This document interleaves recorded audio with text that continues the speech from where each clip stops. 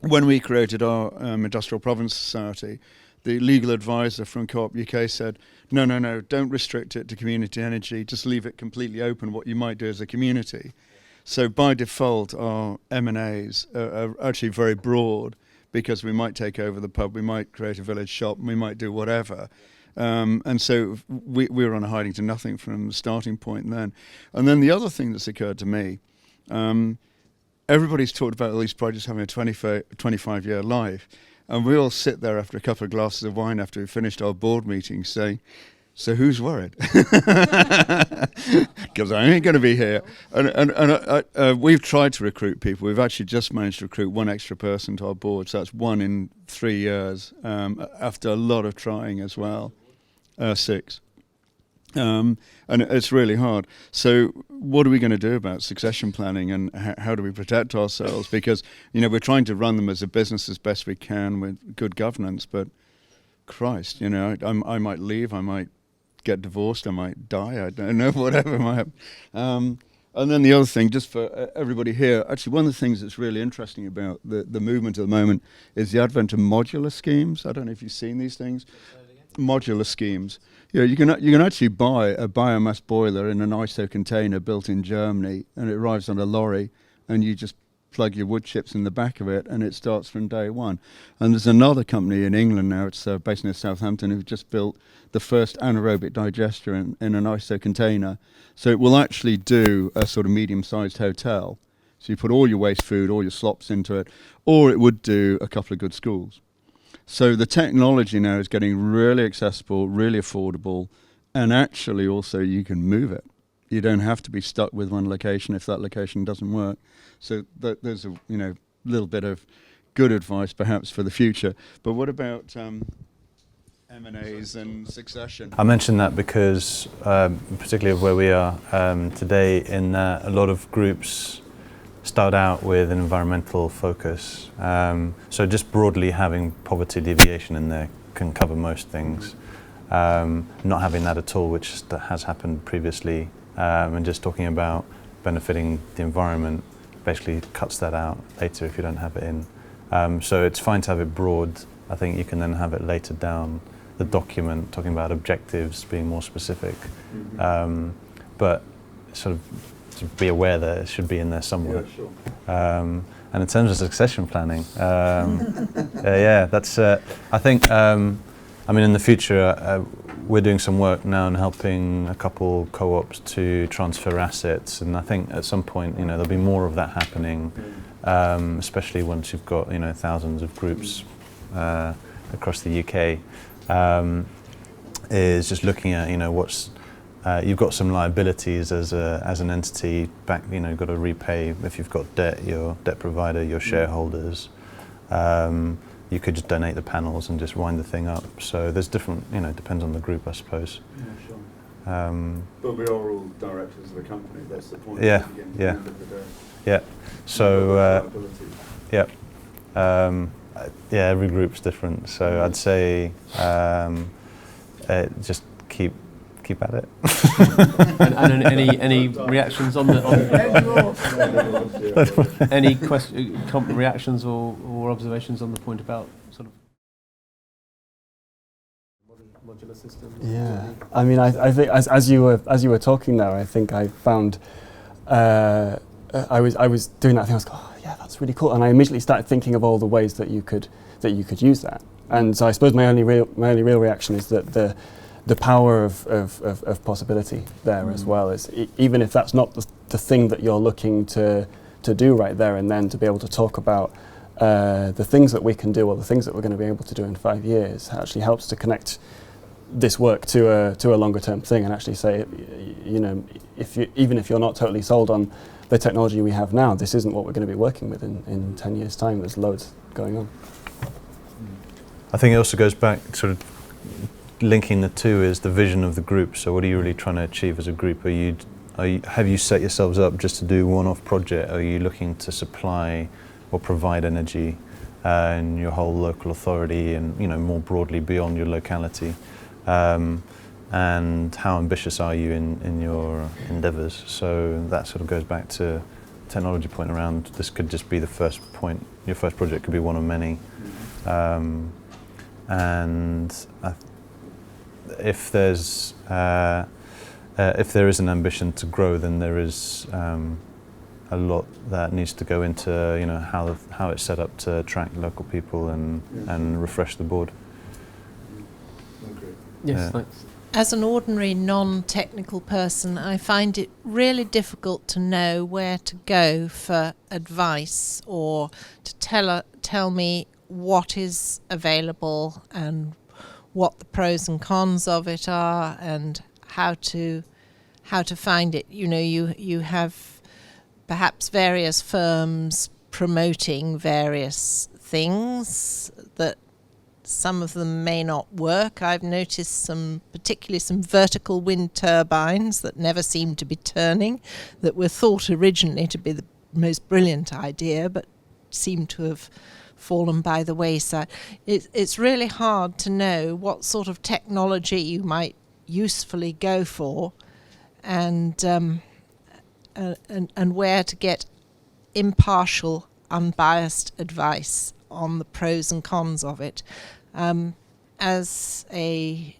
my district of CPRE, we're dealing with, in this year, we've been dealing with 3 applications for anaerobic digesters. And it's quite hard to know what's truth and what's not truth in some of these applications. A source of advice on those things would be really useful. In terms of getting more information about community energy, there's the Community Energy Hub that's going to be launched later in the year, which is Community Energy England are fronting that with support from Energy Saving Trust.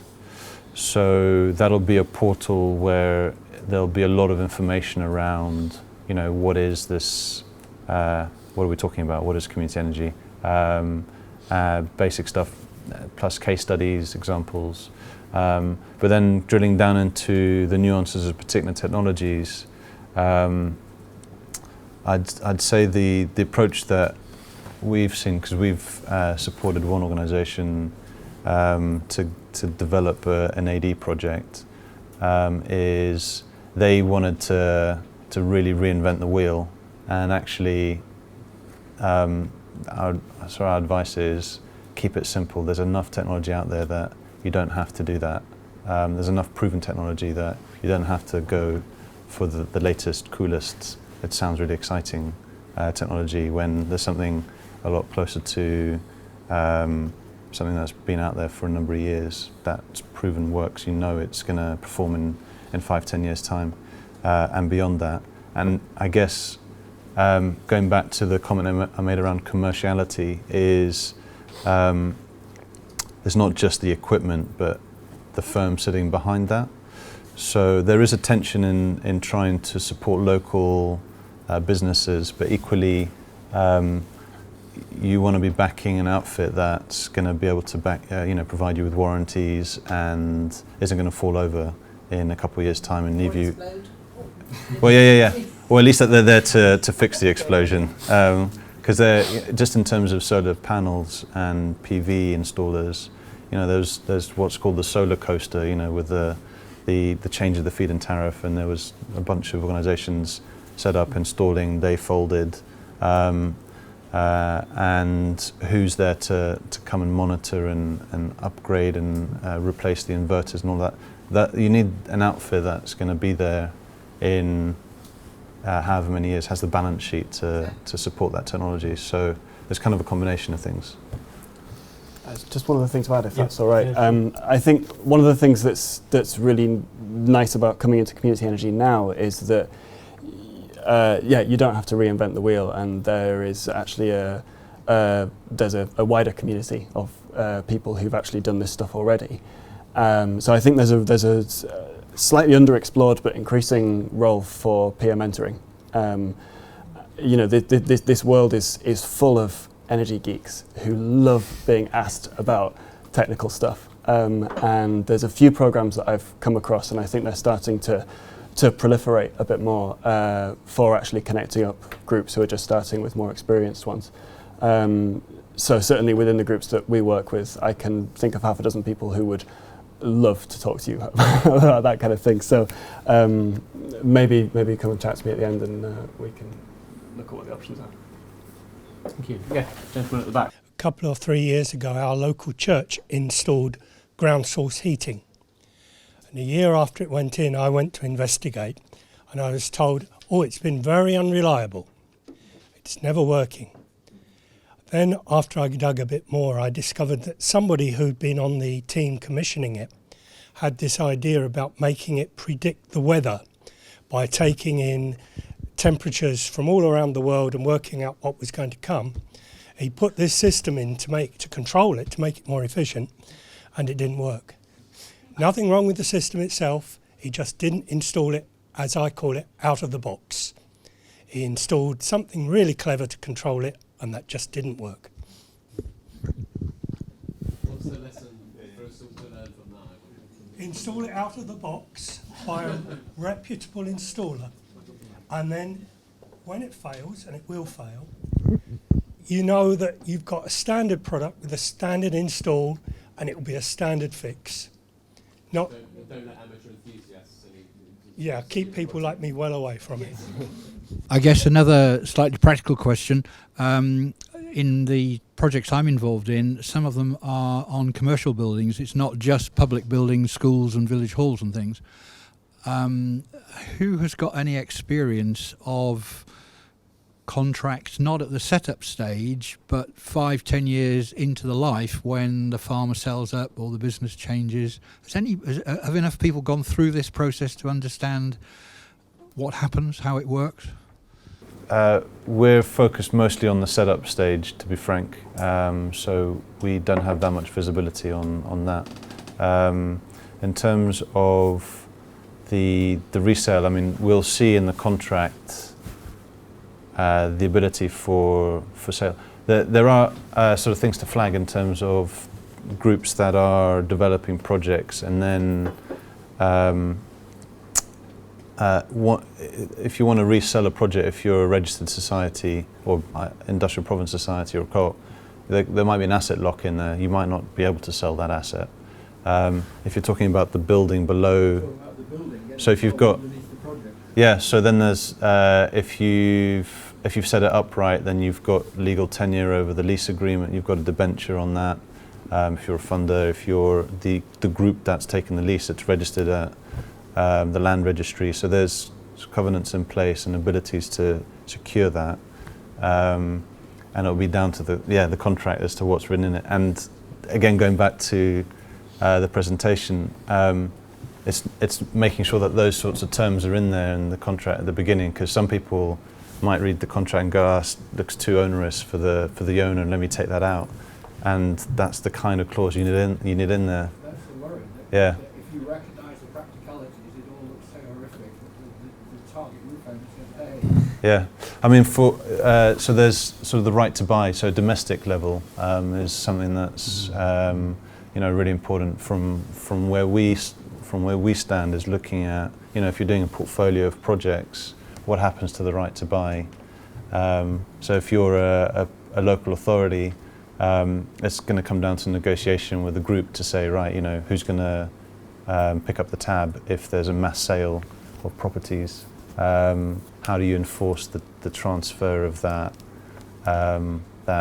legal right? So that's the kind of thing where you want to pick up the phone to a lawyer, make sure that you've got the right wording in there. Comes back to the stable legal and policy context point that was being made earlier, actually, and I just thought as an aside, I mean, one of the things CPRE, along with others, is doing at the moment is to try and get exemptions to the extension of the right to buy for housing associations properties to apply to community land trusts and community-related ventures, partly on the basis of the point that's being made, actually, about the need for stability and longevity. Yeah. Does but Chris have Chris from Ouse Valley is still with us, and he might have some observations on this question as well. Just thought I might say on a practical note.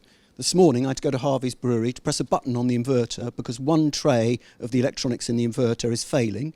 The installer at the beginning of the week took it out and he said, but for this week, until we get the part, every day you have to go to Harvey's Brewery and press this button. And that's what I did. And about last year we had seagulls. Problem with seagulls nesting on the roof. 2 panels got smashed. The seagulls dropped stones on the panels. They seem to think they're water, and when they're breeding, they drop stones in the water.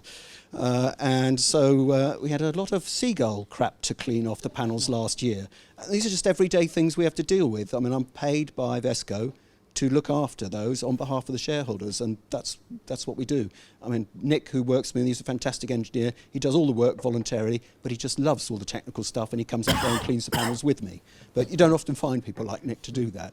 But you just have to get on with it and look after this system, because 250 people in Lewis, most of them live in Lewis, bought this system, and I don't want to walk down the high street and say, I failed to pay you at the end of the year for this, because I live in Lewis. I can't let that happen.